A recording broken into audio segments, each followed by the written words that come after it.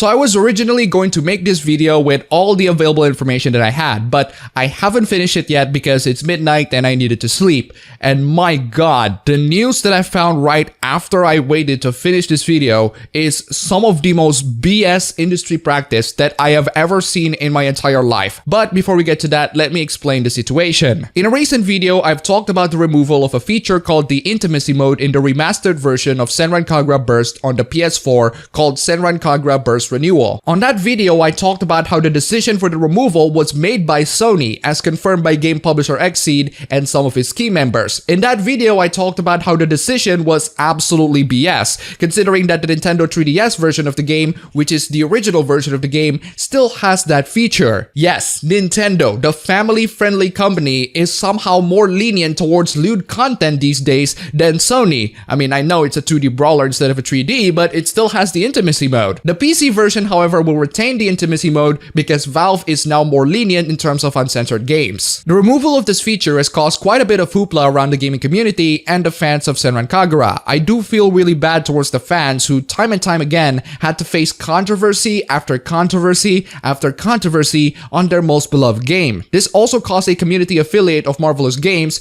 to make a petition. The petition at the time of writing has reached over 2,500 people. Here's what the petition had to say. The petition mentioned that games like Senran Kagura and Omega Labyrinth Z are the epitome of fan service, but Burst ReNewal had its Intimacy Mode removed and Omega Labyrinth Z is never going to be released at all in the West. Sony allows games like the Witcher series to offer fan service. The petition mentioned that Senran Kagura Estafel Versus existed for a while and that game and many other fan service oriented Japanese games are under the threat of censorship from Sony's new policies. The writer's punchline on this entire petition is a warning towards Sony that they're going to lose the fans of the fan service oriented games to Nintendo and the PC. The writer asked Sony to keep the games like they are so that Sony does not lose its fans. If you love fan service oriented games, you can sign up this petition. I will provide you the link for it down below. And now we have even more news popping up regarding Sony's censorship on the game. Ladies and gentlemen, I am afraid that the following news that I'm about to show you will piss you off. But before we get to that, this video is brought to you by my wonderful sponsors at Patreon. You can donate to my Patreon for just $1 a month, link down below. Also, huge thanks to my new patrons, Alex and Art and Protectron. You guys are fantastic. The next game which content was cut by Sony was a visual novel called Nora, Princess and Stray Cat. The name is too long, so let's just call it Nora Neko Heart.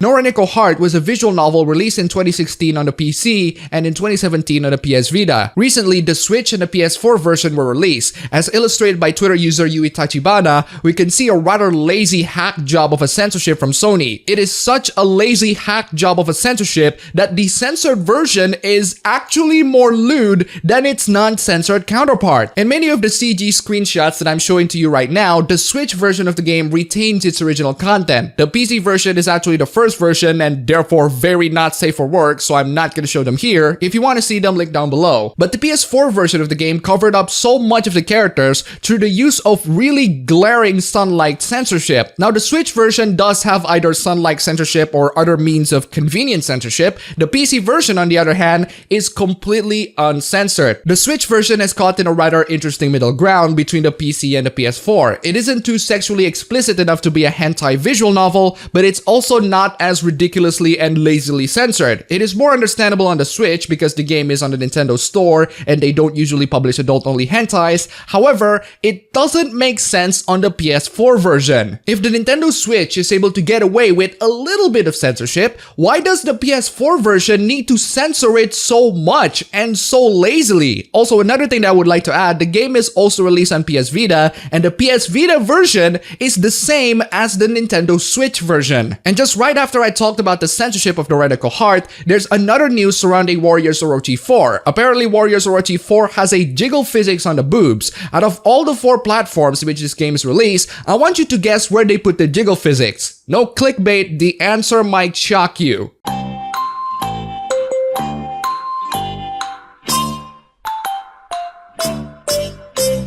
That's right, ladies and gentlemen, the jiggle physics on the game is available on the Nintendo Switch version and nothing else. The PC and the Xbox One version are direct ports of the PS4 version. I wish I was kidding. Before we move on, you might be thinking that a lot of these things are incredibly trivial and they're not going to be a detriment to your overall enjoyment of the game. I can certainly understand that perspective. I mean, I like the Warrior games, but removing the jiggle physics isn't going to prevent me from my enjoyment in slaughtering hundreds, if not thousands of people, which, by the way, slaughtering thousands of people is fine, but a little bit of boob physics isn't. Really interesting standards you got there, Sony. And I'm going to buy the game on the Switch anyway because I do travel a lot and the Switch's portability is absolutely fantastic. As for the rest of you guys who dismiss this issue because these censored things are trivial and they don't ruin the overall fun, good for you. I hope that you can enjoy these games and have a great time with it. But to a lot of people, the cut content themselves are not the real issue here. It's the principle. It's the unfair treatment between the platforms of which these games are released. Is it fair to have these games be released on different platforms with one platform having more content than the other? And yes, I do mean that both ironically and unironically. Let me show you a recent example, which is in PlayStation. Let me show you an example where PlayStation actually provided the best version of the game. It was Nisa because, of course, it's them. Recently, they released this Gaia 5 on PC and it received mixed reviews on the Steam page. Why? Simple. They cut a lot of content on the original version of the game and the publisher didn't warn the people that these contents are cut from the game. This Gaia 5 Complete Edition, now with cut content. Again, let me ask you this. Do you think it's fair to have a game released on many platforms, but one platform has more content than the other? This happens in a lot of video games, and it's not just related to content. It could also be related to other things like optimization and playability. Going back to Nisa, the PC version of VIII is absolutely horrendous at launch. I've talked about this in detail in another video, but from what I've seen, the major issues with the game have been resolved, so good for them. So with all of those news surrounding games after games after games being censored by PlayStation, a lot of people are thinking that PlayStation is going on a rather bizarre crusade towards fan service-oriented video games. A lot of people are asking, what is the cause of this phenomenon? What has caused PlayStation to commit a crusade against all the fan service games? What has the fan service games done to cause such an uproar? Well, to put it simply, Sony moves the PlayStation headquarters to California back in 2016. They moved the company to California, merging with San Mateo, California-based Sony Network Entertainment. The new company will be called Sony Interactive Entertainment. That should concern you because according to the Twitter user that highlighted the massive censorship in Noroneka Hearts, a lot of the strict policies that are being applied to these Japanese fan service-oriented video games are based on Sony Interactive Entertainment's policies. The reason why the move was made in the first place is because the market for console-based video games in Japan are shrinking in favor of free-to-play smartphone games. We'll get to this news in detail later. For now, let's talk about why Sony made the move. The reason is very simple. Console games are a lot more popular in the West than they were in Japan in current year. According to a spokeswoman for Sony Computer Entertainment, the movement allows Sony to respond to industry trends a lot faster because most of the industry trends in the console market are ultimately created in the West a lot more than in the East. I find this move to be pretty sensible, at least business-wise. You might notice that a lot of the PS4 exclusives as of late are mostly developed by Western developers. Sure, there are tons of Japanese PS4 exclusive games, but we're talking about the most popular and best-selling PS4 exclusives for the past 5 years. Most of the best-selling PS4 exclusive games are developed by Western game developers, not Japanese game developers. And guess where these games sold the most? You know very well the answer to that. So the move that Sony made here is quite reasonable business-wise. It allows them to respond to the business trends faster and allows them to focus more on the market that buys most of their exclusive games. But this move also has its drawbacks, and this drawback is the punchline. This drawback is absolutely freaking ridiculous. The main drawback of this entire thing is that all Japanese games, regardless of whether or not they're gonna be released in the West, had to get through the content inspection that are all conducted in English by a company in California. So if you're a Japanese game developer developing games for the PlayStation, you need to have your games be inspected by Sony in California. And all of that, even if you're only going to release your games in Japan. I wish I was kidding. And you know what's the best part? They have to communicate with the censors during American hours in English. Work time in Tokyo or Asia in general is usually around 8 a.m. 8 a.m. in Tokyo is around 4 p.m. Pacific time. So if you want to communicate with the people at Sony California to make sure that they approve your hard work, their work hours should at least go beyond 4 p.m. Otherwise, if you want to communicate with them in 12 p.m. Pacific time, let's just say, that's 4 a.m. in the morning for you guys in Japan. You better have a good enough sleep for this important meeting of making sure that your game doesn't expose too much tits. We haven't even started talking about the fact that the studio is now moved to California, which is going to be filled with moral guardians and ideologues who care more about their politics rather than the satisfaction of their customers. If you've been following my channel, it's no secret that in recent years, we've seen many attacks from the Western ideologues on Japanese video games regarding their sexual content.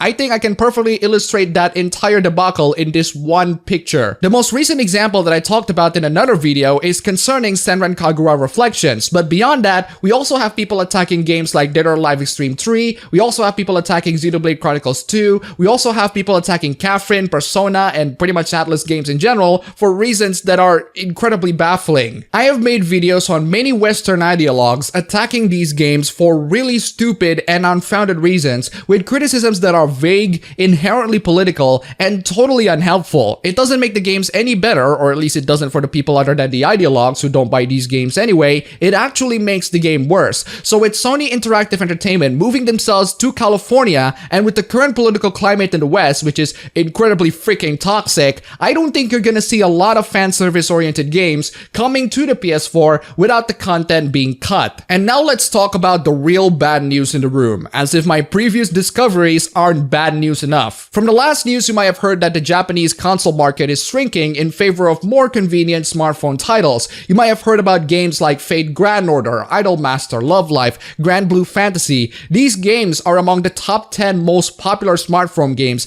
that a lot of people in Japan play the most. Fate Grand Order alone rakes in over $2 billion in revenue worldwide, and 97% of the audiences are from Japan. For the record, this news is from July 2018. The number of players for Fate Go are constantly growing and growing as time went on, alongside many other smartphone games. Fate Go, by the way, is no exception on the attack from Western ideologues. The Japanese mobile market is incredibly popular. They are so popular that the top 10 mobile games alone account for roughly half of the entire market's revenue. Now, why is the console gaming market in Japan dying? Well, first off, let's talk about how bad it is, because man, it's really bad. The console game market shrinks to nearly 1/3 of its size compared to 10 years ago, according to a report from Dengenki Online. Now, why is it that bad? Well, simple really. People just ignored the PS4 and the Switch. And before we go on even further, there's a reason why I didn't mention Xbox when talking about gaming in Asia, because Xbox is so not popular here that it's pretty much dead on arrival. They prefer playing smartphone games these days for many reasons that I think you can guess for yourselves. The comments on why the console market is failing is pretty hilarious and very telling to the current state at hand. One guy says that the console gaming market in Japan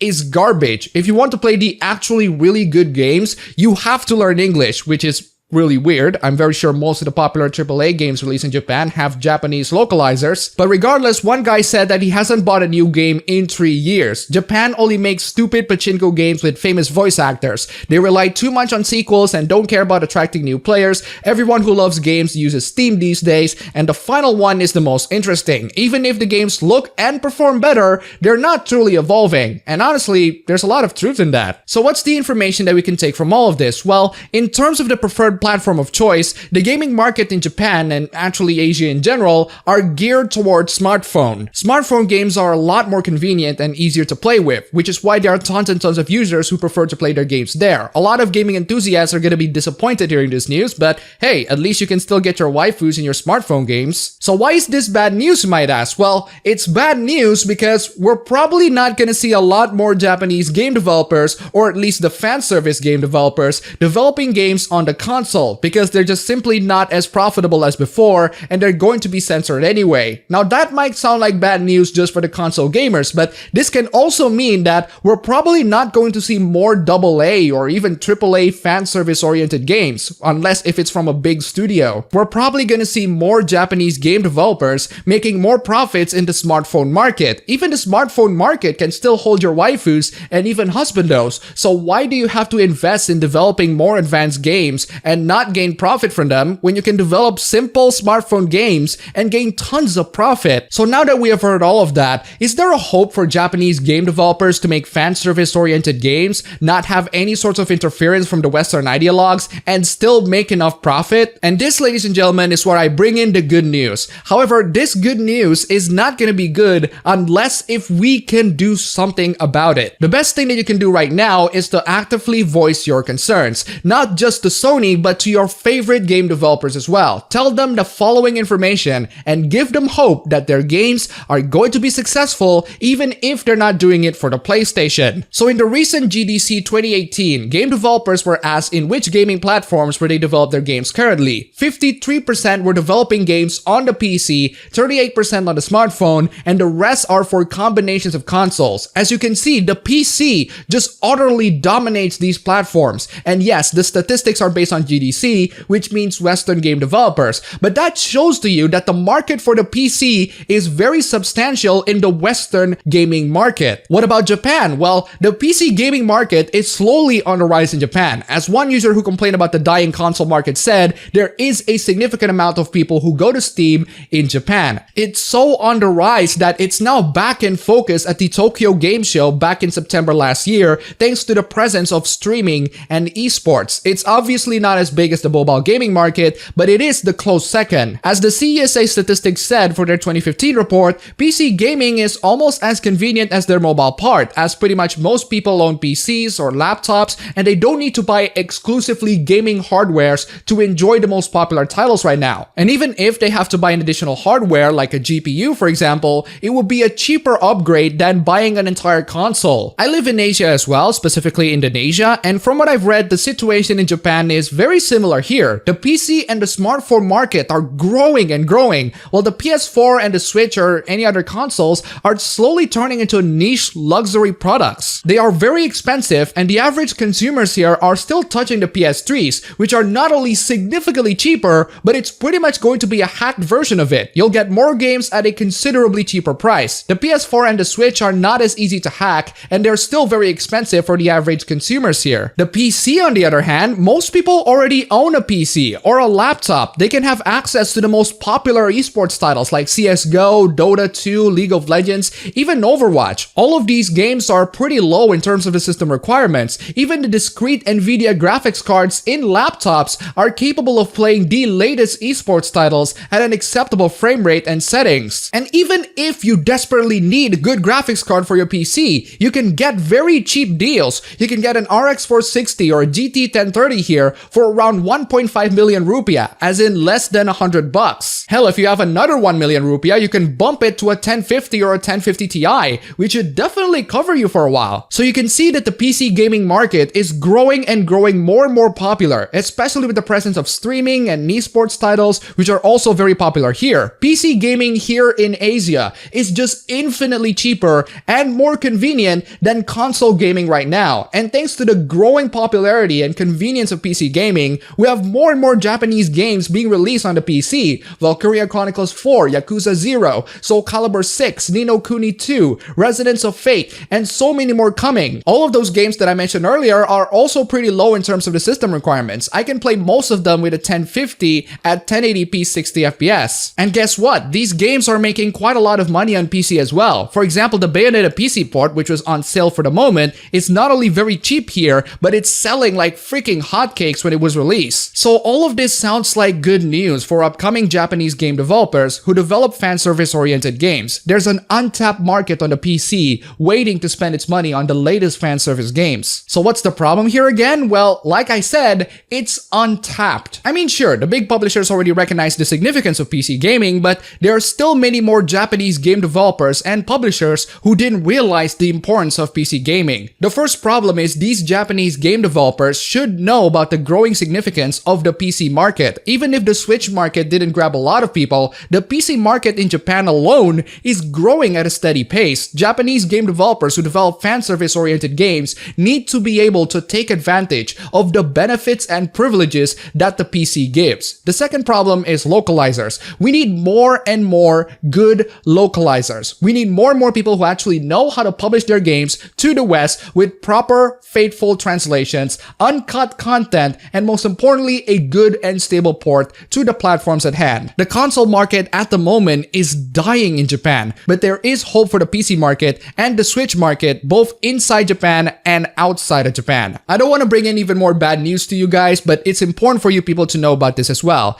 2 of Xseed key members just announced their departure. These 2 key members are the people who brought a lot of fan service oriented games to the West. So when they leave Xseed and Xseed is gone, we can only hope that there are other small companies out there who are willing to take the step and localize these fan service games for not just the Western audiences, but the international audiences as well. It's pretty much essential to speak English for us non-native speakers at this moment. So in conclusion, Sony is definitely gonna get their hands on these fan service oriented games and censor them so that they're up to their own BS moral standards. But it doesn't mean that there's no hope left. There's an untapped market that a lot of Japanese game developers need to recognize. To their credit, they are slowly recognizing them, and they're going to bring the best of fan service games to all of you who wants to see them. And if that's fulfilled, all we need is people who are willing to translate their games, who are willing to port their games, and who are willing to bring their games worldwide. And that person, ladies and gentlemen, could